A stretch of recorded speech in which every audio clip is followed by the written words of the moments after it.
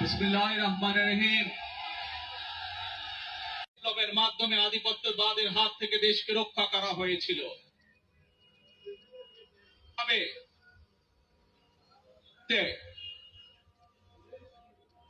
স্বৈরাচারের বিরুদ্ধে এদেশের জনগণ, এদেশের খেটে খাওয়া মানুষ তাদের গণতান্ত্রিক অধিকারকে ছিনিয়ে এনেছিল। ষড়যন্ত্রকারীদের ষড়যন্ত্র থেমে থাকেনি।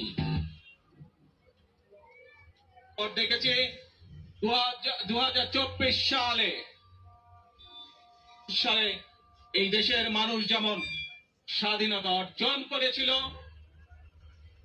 24 সালে এদেশের ছাত্র জনতা সহ সর্বস্তরের মানুষ, কৃষক, শ্রমিক, গৃহবধূ, নারী, পুরুষ, মাদ্রাসার ছাত্র সহ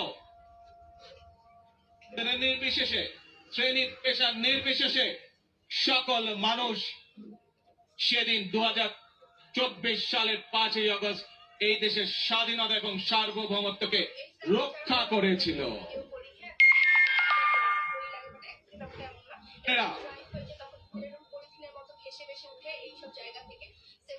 মানুষ অধিকার ফিরে পেতে চায়, তাদের গণতান্ত্রিক অধিকার ফিরে পেতে চায়। মানুষ চায়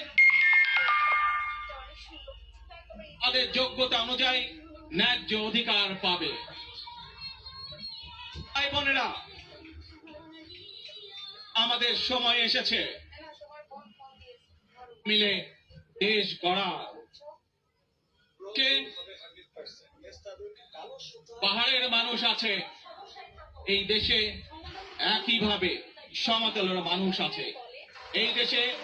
মুসলমান, বৌদ্ধ, খ্রিস্টান, হিন্দু সহ বিভিন্ন ধর্মের মানুষ বসবাস করে। আমরা চাই মিলে এমন একটি বাংলাদেশ গড়ে তুলব আমরা, যেই বাংলাদেশের স্বপ্ন একজন মা দেখেন, অর্থাৎ একটি নিরাপদ বাংলাদেশ আমরা গড়ে তুলতে চাই, যে বাংলাদেশে নারী